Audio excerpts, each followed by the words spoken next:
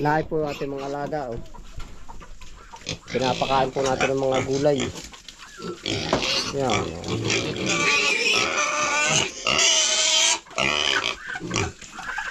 Saring gulay.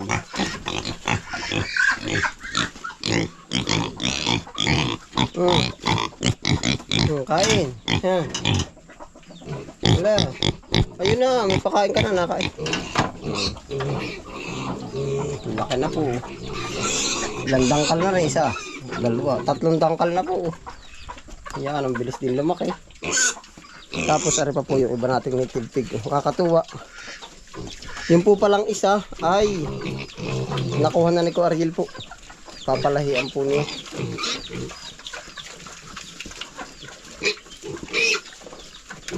Papasya lang alam po natin yung doon.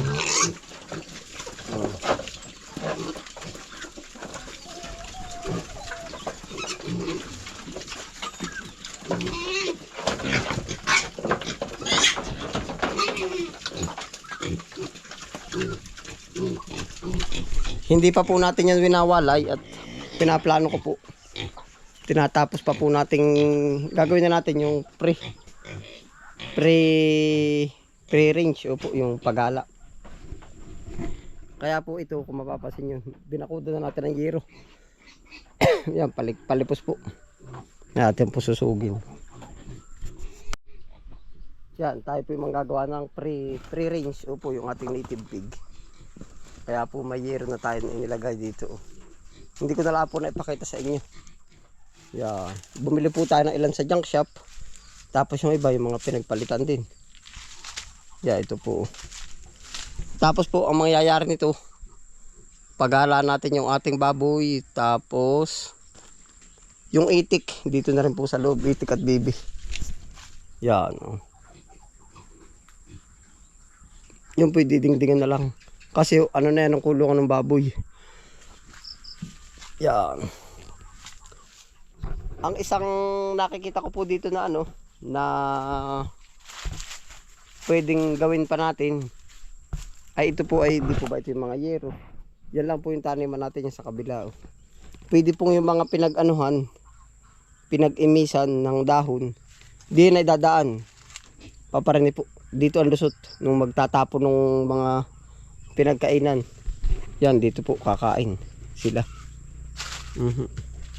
Yan po ay lahat ay palibot ng yero.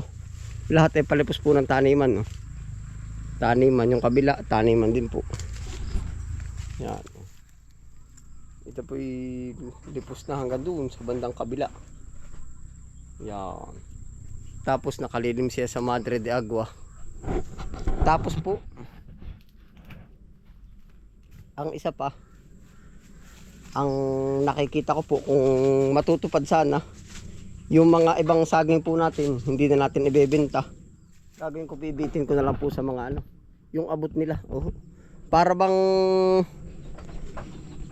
yung sa boxing, oh, yung kumbaga nakataas siya ng konti.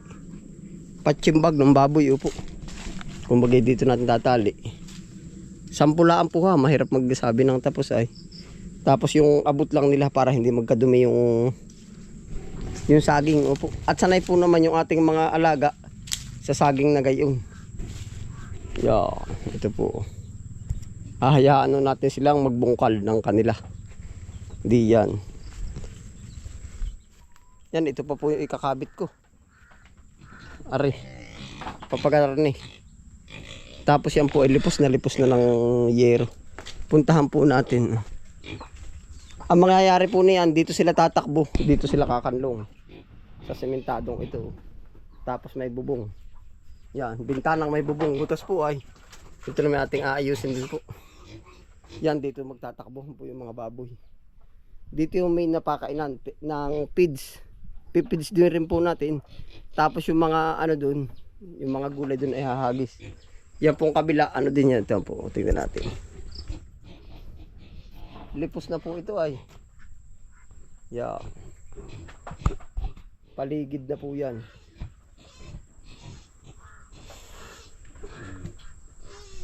Yan, kamukha po nito. Ito. Yan po ay galing ng gulayan din. Dito rin ang hagis ng mga, yung pinaglinisan po basta mga dahon-dahon. Oh, yan. Lipos na po yan ng yero. Yan po ang mangyayaring ganap dito.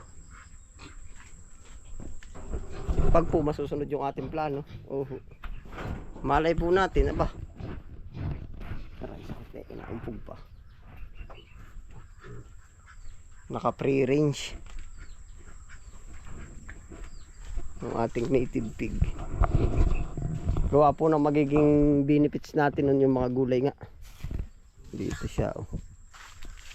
Yan. Diyan sila kakandong. Yung nga pong ating mga itik, bibi at manok, silbing pakain na yung mulberry. Kaya yan ang healthy nila. Yan ang healthy. Oh. Yan, dyan sila tatakbo. Ito po naman mga ito, tatanggalin natin. Ito organic. Yan. Organic. Ipapakita ko na rin po sa inyo. Tapos po, ito ay, paano nga ba? Siguro ngayon lang po ito mapapa-videos ano.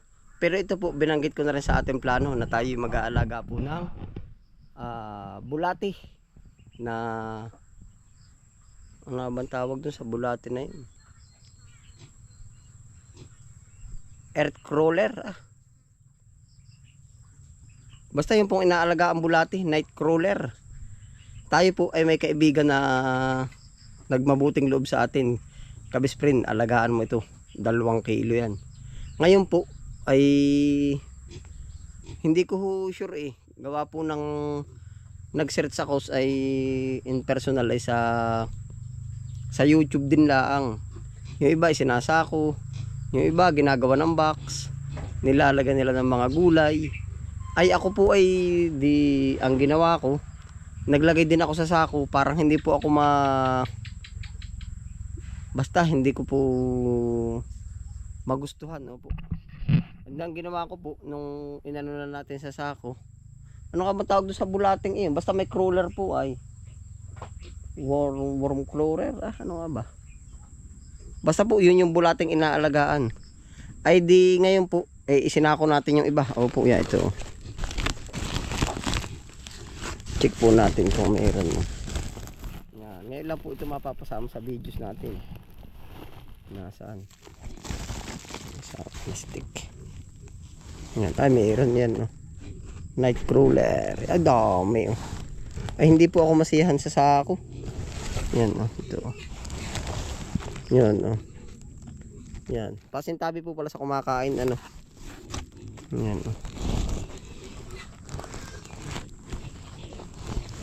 Yan, salamat po doon sa nag-sponsor na ayo. Yan. Gawa po ng napakarami po nating pamakain, oh. Kaya ho tayo ay naging interesado nito. Yun, dami. Pasintabi po sa kumakain, ano. Ito po ay isang ano, kaya nagka-interest po tayo. Ay nagtaas po ba ang fertilizer? Ay sabi ko, teka, gagawa tayo ng paraan. Madami tayong anong tawag dun? Napakarami natin ng nagiging, hindi kayang ubusin ng baboy yung mga pechay mustasa po. Spinach, hindi kaya. Sabi ko, igawa natin, ipakain natin sa bulati. Ako po naman hindi nag-aano din ng ibang video, ano. Yung iba doon ay kumbaga nakaka-inspire lang po, pero hindi ko ho alam, baka naman sabi nila kumita daw sila sa bulati, ganat-ganari, ganyan. Pero hindi ho natin alam kung may iba naman silang pinagkukuhan ng income. Ay di tayo po ay sumubok din, magpaparami tayo po. Pag kaya natin paramihin, ayos naman. Ito po. Yan, update. Yung iba nadadala yung plastic. Yan, ito yung ready to ano na, Iba po yung nasa sako. Yan, ito pa, Yan. Nalayas po ito pag walang pakain. Yan, Yan, pasintabi. Yan, mga bulati natin, Yan, nakita kaya, yan, Hindi po rin pamain sa isda. Kapal, Nadami na. Tapos ito yung yun. Vermicast. ang kanilang ano yun, vermicast. Opo. Ang dami na oh. Yan. Meron pong ilang nasa sako. Merong ilang ginawa po natin, pinakawalan na natin dito at gawa po ng napakahirap mag ano nung mga gulay po ba. Oh, yan siguro po sa ito po kinokulture talaga ay. Hirap po akong mag ano nung gulay pag sa sako-sako natin ilalagay. Ay ang ginawa ko po, dinublehan ko nung tarapal dalawa, tapos nakataas po ito para hindi siya makalayas. Check po natin. Yan. Nasa na ang ating African night crawler. Yun pala.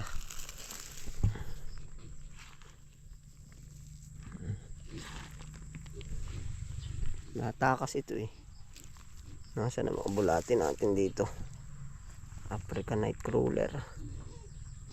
Vermicast.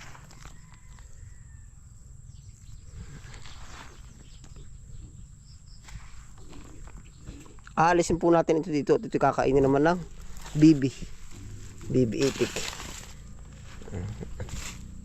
Nasaan na yung iba? Yun oh.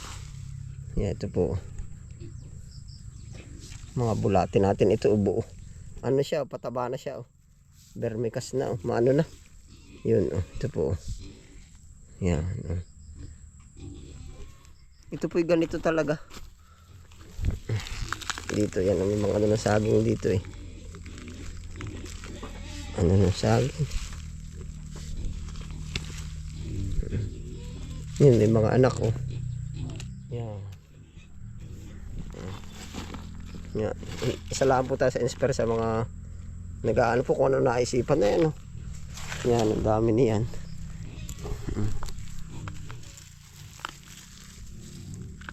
Yung naisipan ni Kabisprin, may cook pa o laki. Ano kaya hindi ka ito kalaban?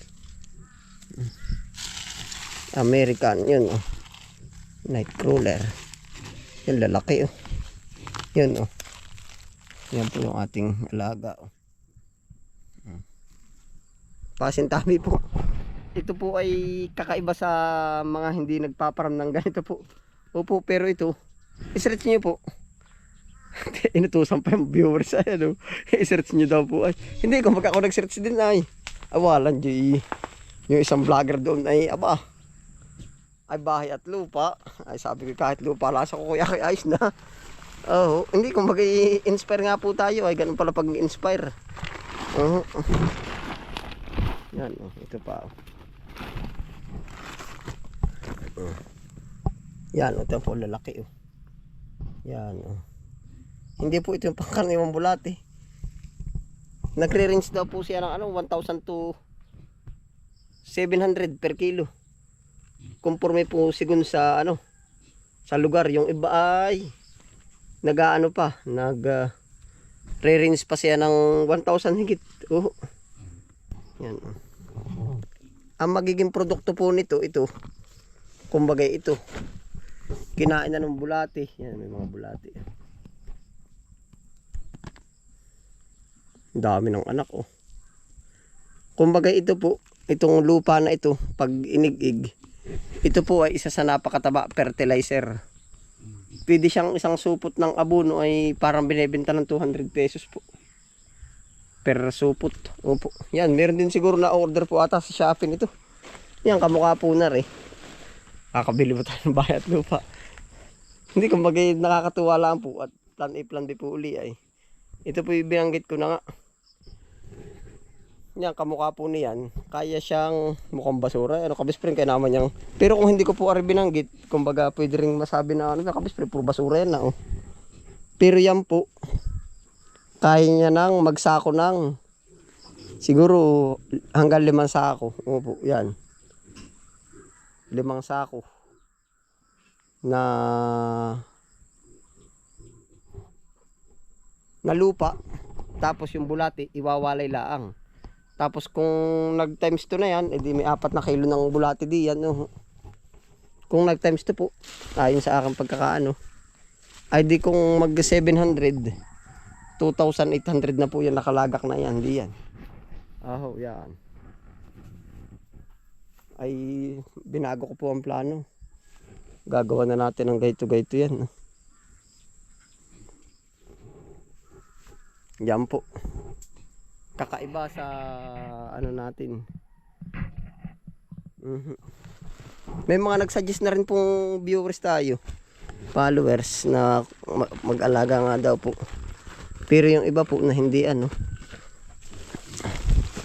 Ito. Dami na, lalaki. Yan. Sila po ay tumitry sa ganito. Sa mga, yun, maglalabasan sa ano ng saging. Yan.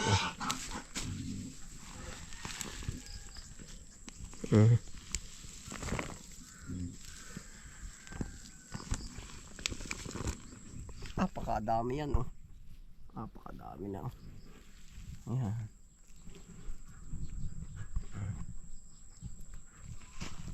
Lalaki pati. Yan, oh, nag-aanak sila. Ito po pag inilagay naman natin sa halaman natin, sure po na pwede na tayo sumali sa organic. Opo. Huwag lang tayo mag-spray. Pwede na, mabibilang na po tayo sa organic pag ito yung ginamit natin. Gawa po ng kinain na ng bulati tapos idinumi nila. Tapos doon tayo magtatanim, isa po sa pataba. Gawa po ng lupa natin, siya ay, kung iisipin natin, bulati ay iba sa paningin natin. Medyo ano tayo dyan. Kumbaga yan po talaga ang tumutulong sa ating pagtatanim. Opo. Yan, napaano na tayo din eh. Napapukus na. Bulati po talaga ang nag-aan. Dami oh. Yan oh. Ito pa oh.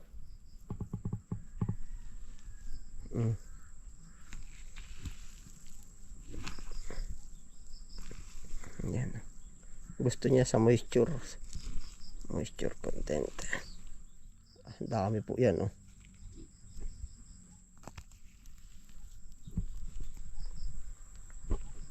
Yan, isa po sa plano natin. Magandang idea po. Pero yan po yung akin tatanggalin na diyan. Siguro ilalagay ko sa mga gilid. At gawa ho ng yung ibang mga magiging dumi ng baboy. Pero sabi nila parang hindi po pwede yung baboy. Hindi nila recommend yung dumi ng baboy. Pero gagawin po natin. Yung ibang mga dumi dito magiging dumi. Papalahin, ihagis naman natin sa gilid po. Yan, dito sa mga gilid yan.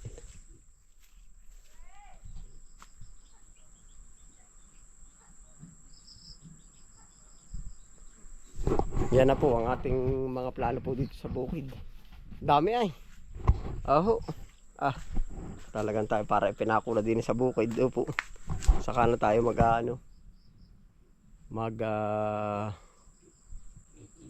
pero sa mga viewers po naman natin, yung iba gusto nila magpurgod sa bukid po.